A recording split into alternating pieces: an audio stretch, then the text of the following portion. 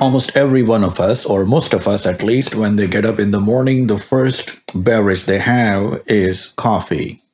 Over the years, that interest in having the first beverage, the coffee beverage, has gone up and down, but it always has survived for many decades and probably will continue for many decades to come.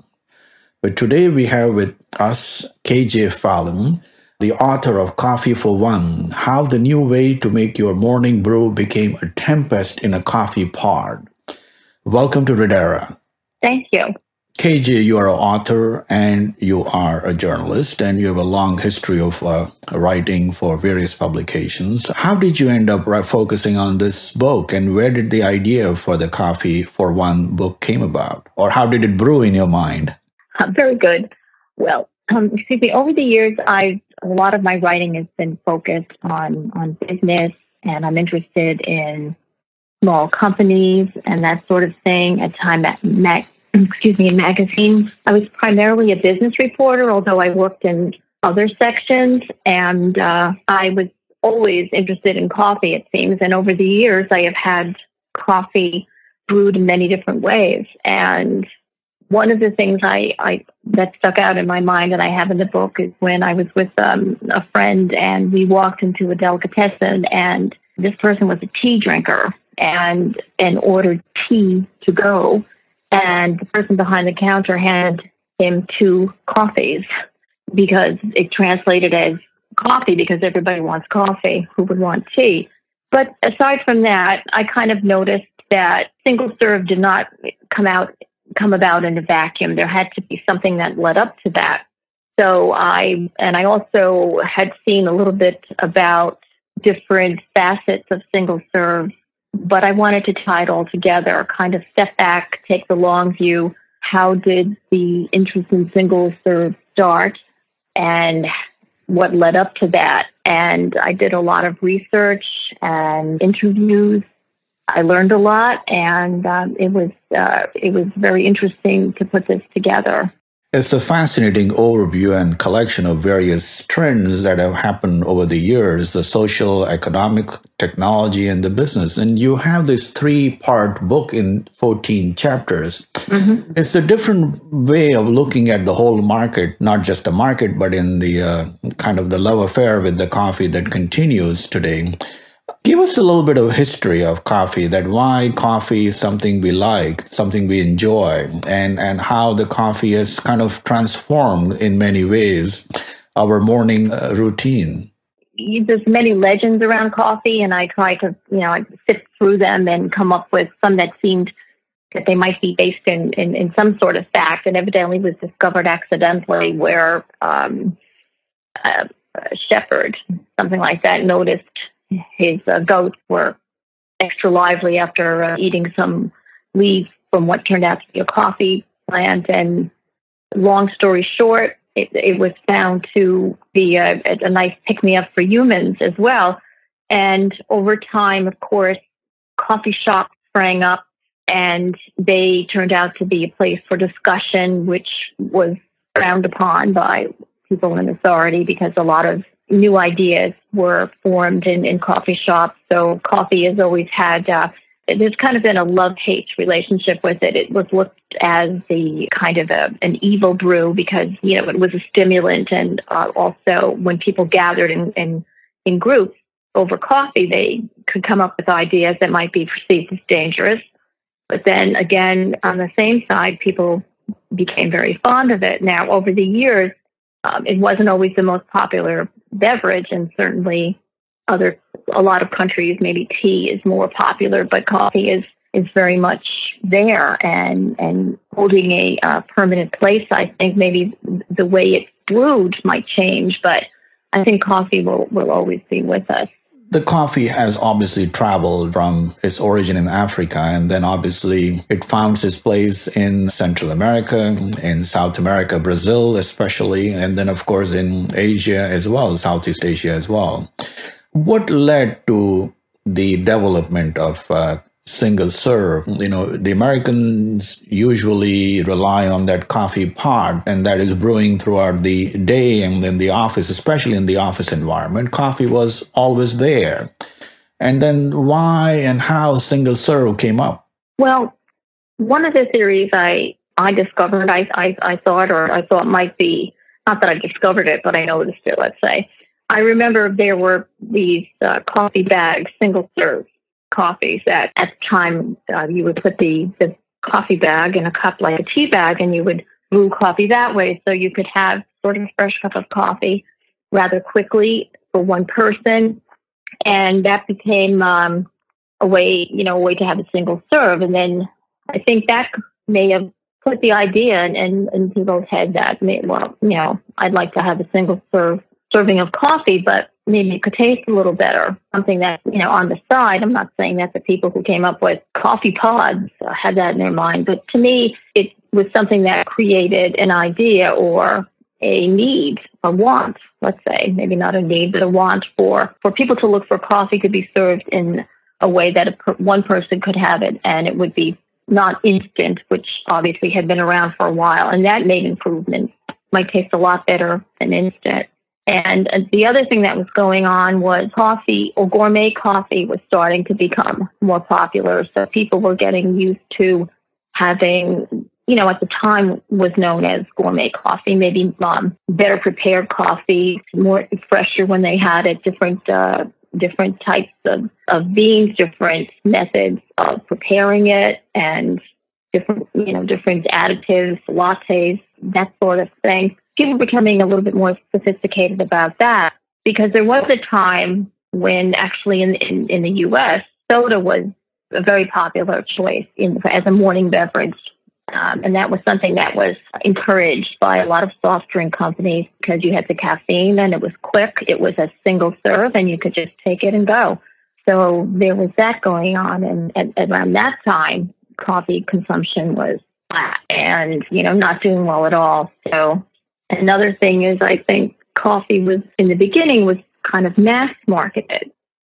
And so when it was changed to be more of a specialty beverage, it was embraced a little bit more, I think, by consumers.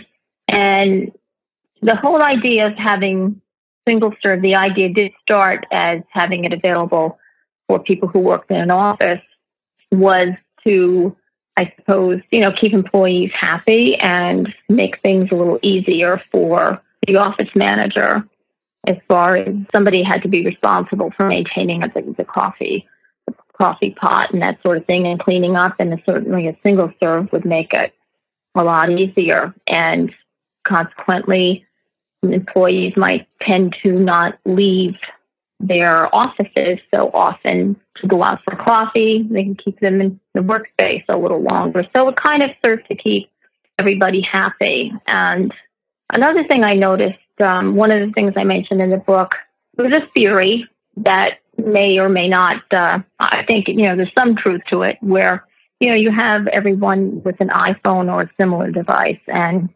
always attuned to your device. It's kind of a one-on-one thing. And so I asked some sociologists about, well, could single serve ever be thought of as perhaps contributing to not isolation, that's kind of an extreme word, but to less interaction with other people because you're not going out to a coffee shop and not interacting with people.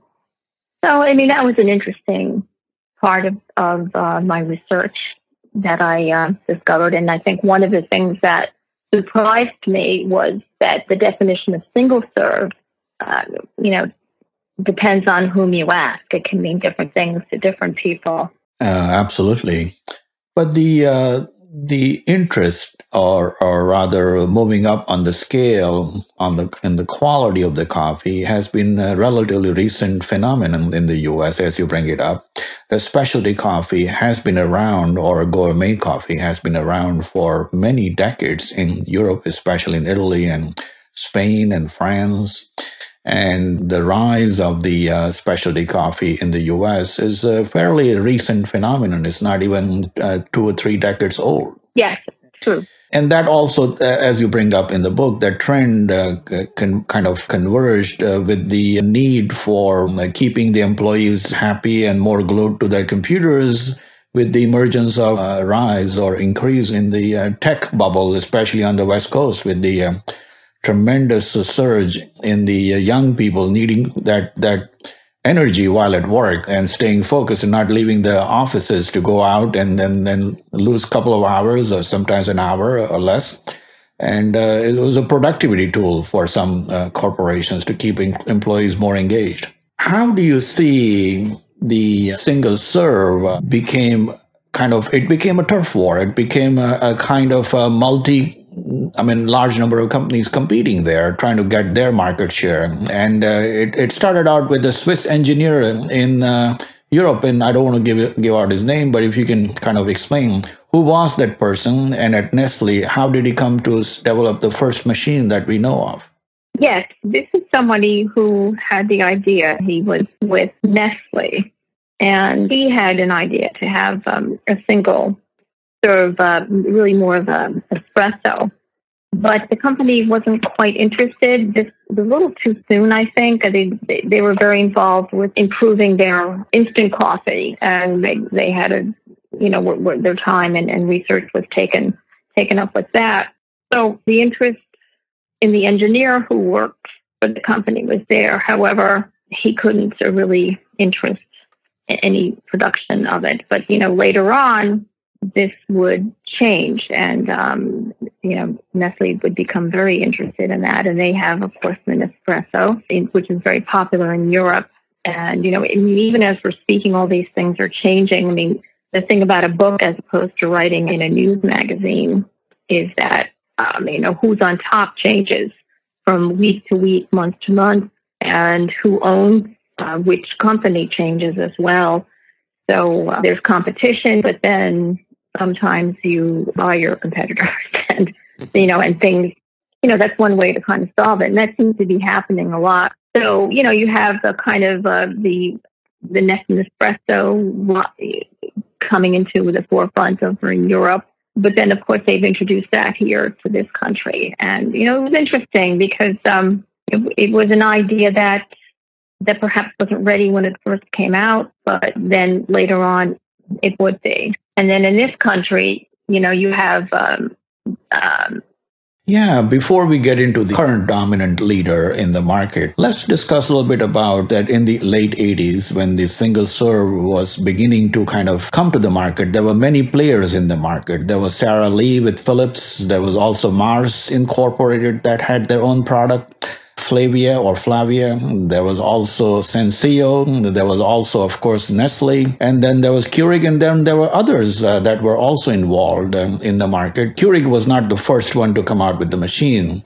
My question is, if you can explain who were these players and what were they all trying to do in the late 80s in trying to build or develop the market? Well, I think they were all trying to bring out a way for one person at a time to have coffee that was fresh brewed, but it's a very difficult process because you have the machine, you have the coffee, and you have the cups or pods, whatever form it takes, that go into the machine. And so it's a very complicated process.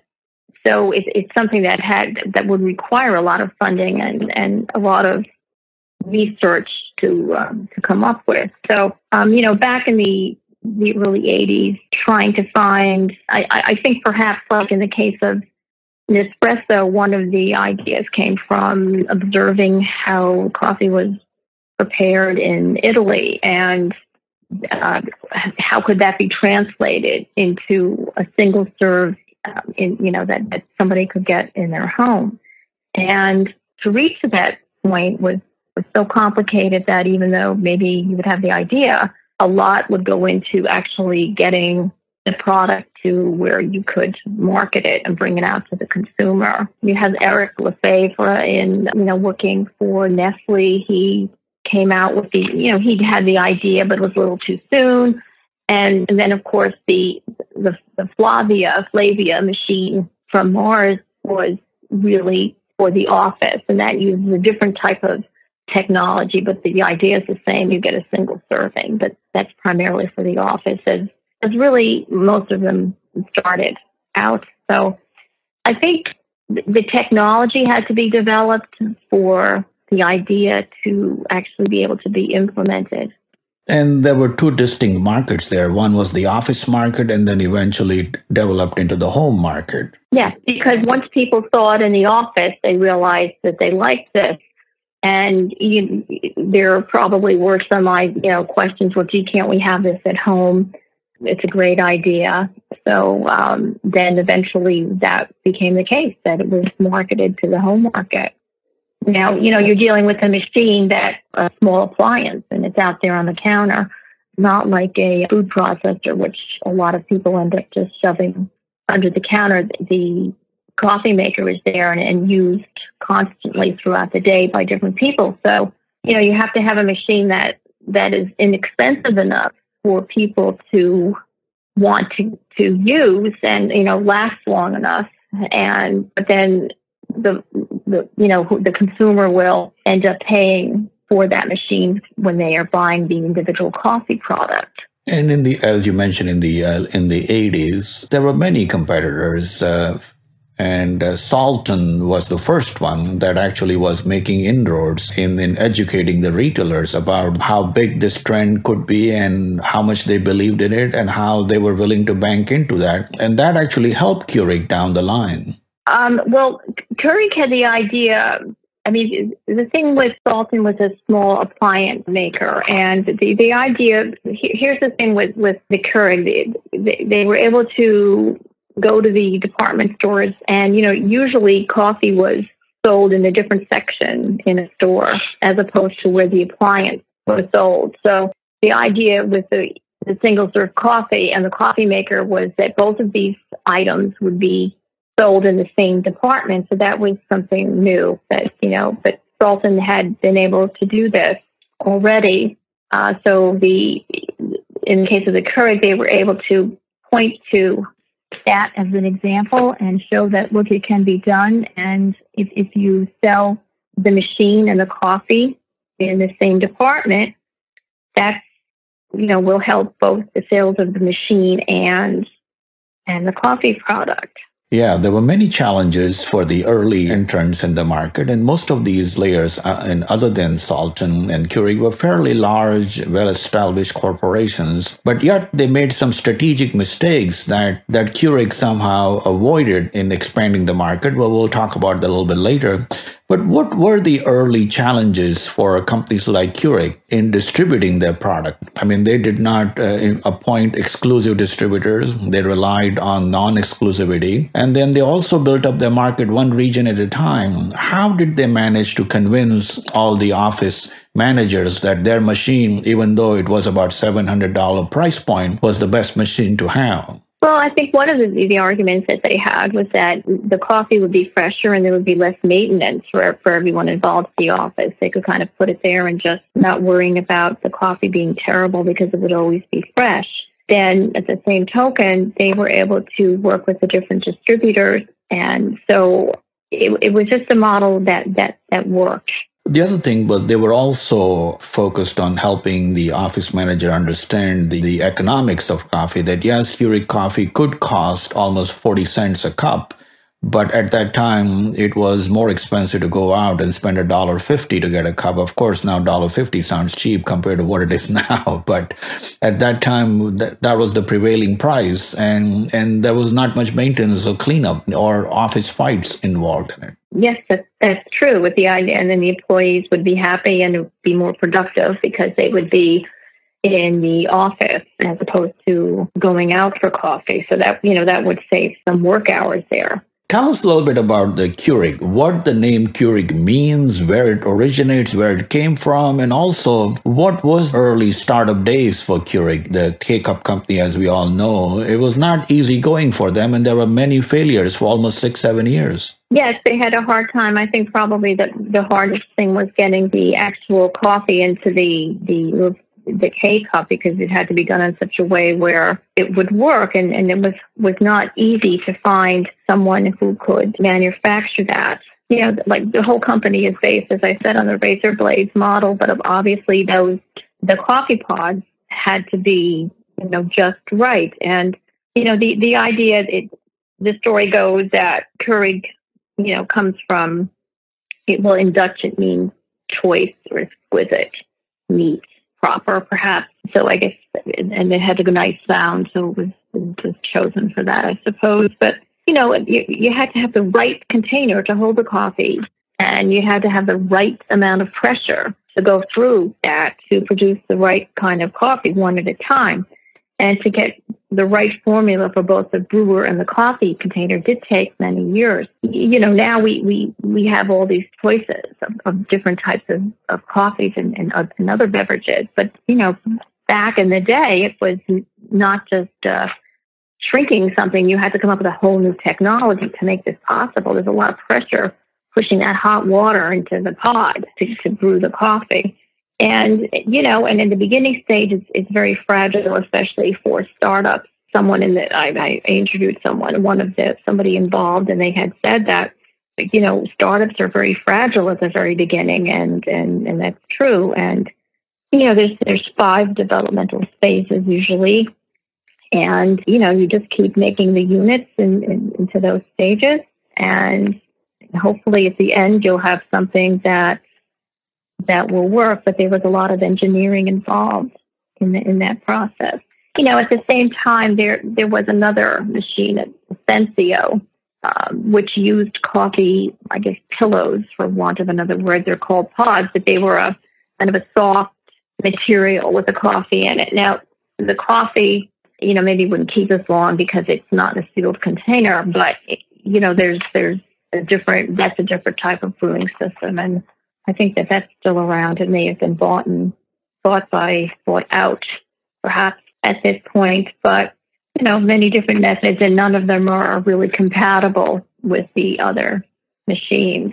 So a lot of money had to go into the development of it, but they found good investors, and after a lot of trial and error, they were successful, as we all know. We all tend to focus on the machine that we see, which is the brewing machine, but we've sometimes not realized how difficult and challenging it was to create initially just hundreds of thousands of pods, but then millions of pods, and now billions of pods that people use. They have to be exact and always have to work, and they never have to bust and break down. Yes, it's a system. It's a system product. So there's many different parts to it, and they all have to work together all the time. And I think people sometimes fail to appreciate that coffee, single-serve coffee, is a system product. It is, often used, analogy is the razor and the blade, but this is a little bit more complicated.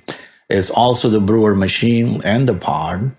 There's a third kind of group involved as well, which we'll talk about very soon. And in the system product, everybody tried to compete at the early stage by providing the brewing machine as cheap as possible, but Keurig did not do that. They didn't want to compete at the lowest or the bottom end of the market, but they kind of rather decided to compete at the upper end of the market. Yes, and definitely for the commercial use of it. I think for the home market, the machines had to be affordable, but actually, but well made, of course. Why it is so difficult, or what was it that made it difficult, rather, to create a single-serve machine where the technology had to be developed? The brewing is not a simple, easy thing, because the right amount of pressure, right amount of water, right amount of heat, and right amount of time has to be applied so that every time it just comes out perfect. How did they overcome? Was the design done here in the U.S., or it was the manufacturing was done in the U.S. as well, or it was a combination of some kind of overseas product? Well, the design was done in the case of Keurig in the U.S., and the machines, I'm sure, were where they were manufactured were wherever, but the design was done here, and required startup funding and investors, and obviously it worked. They were able to point to the success of a company like Salton when it came time to putting the product in the stores, especially for the home market. And since the customers were already familiar with the single serve from the office, they were sort of pre-sold on the idea anyway, and then it just grew from there. Yeah, and what were the challenges in bringing this office product to the home market? It had to be smaller, it had to be cheaper, it had to be affordable. Yes, of course. Yes, it did have to be lighter and less expensive, take up less room, and yet give people enough options where they were happy to spend the money on it and then spend the money on the single serve coffee, the K cups or, the pods to actually make the coffee. If it was good enough and people could get the kind of coffee that they wanted, I don't think they minded a little bit more or a lot more for, per serving, because as you pointed out, if you're going to a coffee shop, you're paying a lot as well, for a cup. Keurig wanted to have the brewer manufactured and have it retail for, around $150. That seemed to be the right price point. So, and the competitors around that time were Phillips and Sara Lee had the Sensio, as I mentioned. That was out there. So, you had the concept of the single serve already there in the market and a little bit in the consumer market with Sensio. So the idea was there, and I think they figured that it would be well received, and it definitely was.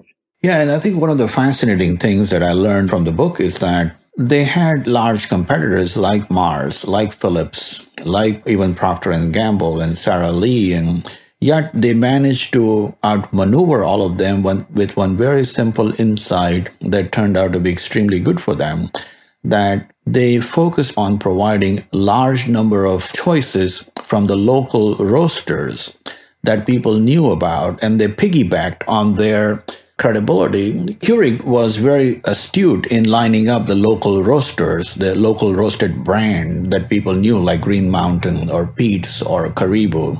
And that helped Keurig to sell more coffee pods, and that helped Keurig to become more successful, which others were not doing.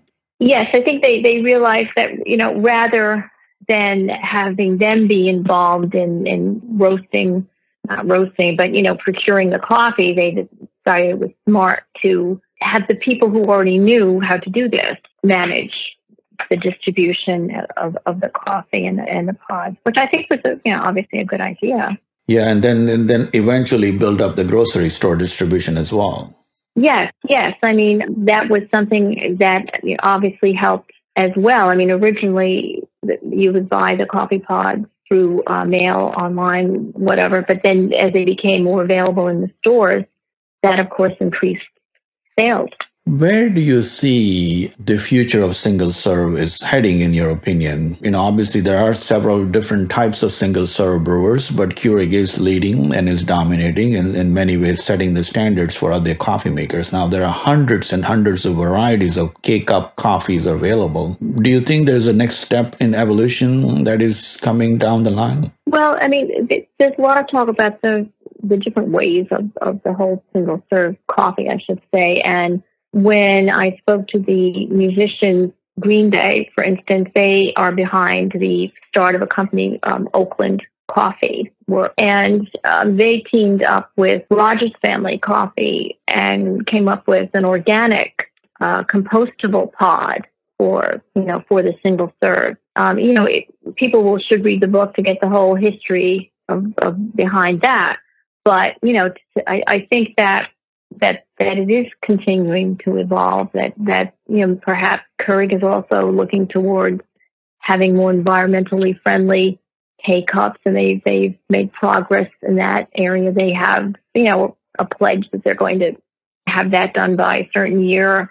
And so I think that's probably another step. I think the single serve will always be here because it's just so convenient.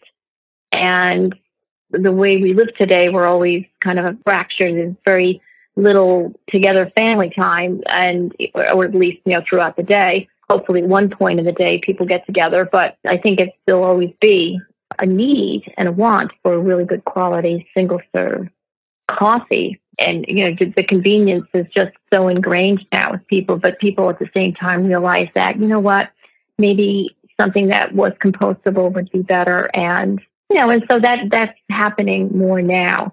And coffee trends are always changing. Which method to use evolves. But I think that appliance is probably here to stay. Whomever the manufacturer is, whatever you prefer, whichever brand you prefer, Nespresso, Keurig, any of them. I think that's just going to be like the microwave. It's just part of the kitchen counter. Yeah, and do you think that the single serve can probably fuel too much separateness? Well, I did speak to some experts about that because I kind of wondered, maybe it's a stretch, and maybe it's a little stretch, but I mean, it is a fact, isn't it, that if you're making coffee just by yourself, you don't really have to have any interaction with anyone else. You just plop the pot in, and if you're in the office, and keep looking at your phone, whatever, and it brews, and then you're done. Whereas before, maybe there was a little bit more chit chat around the coffee coming into, draining into the pot. And, or there were probably also arguments over why there was still coffee there and who didn't change it. But I think that you can say that. Maybe it is a stretch, but I don't know. I think that, it is coffee for one, just sort of like your phone is now your device that you can use instead of more of a communal device. And one of the experts did think that, maybe that there's some truth to that. We've been speaking with KJ Fallon, the author of Coffee for One. It was fascinating to find out how the single serve evolved and how it is here to stay and probably continue to evolve and become more friendlier, more technologically sophisticated, maybe even more affordable, even in the office environment down the line. Yes. Well, thank you very much for your time and comments. And if you do write another book, please let us know. I definitely will. And thank you for speaking with me. Again, I just want to emphasize that the book is, I think, probably would be of interest to anyone who wants to know more about how a startup went from the very beginning to a success like this, and also how coffee has changed and how it has changed us, perhaps, over the years, and also how some people are using coffee to help give back to charities, and also to become to have the pods, I should say, more environmentally friendly. But I think that single serve coffee, I just want to add, some of the coffee experts I spoke to took issue with single serve meaning a pod. To them, single serve meant a single cup of coffee, and that's that. But I think for most people, single serve is here to stay. Indeed. Thank you. Thank you so much.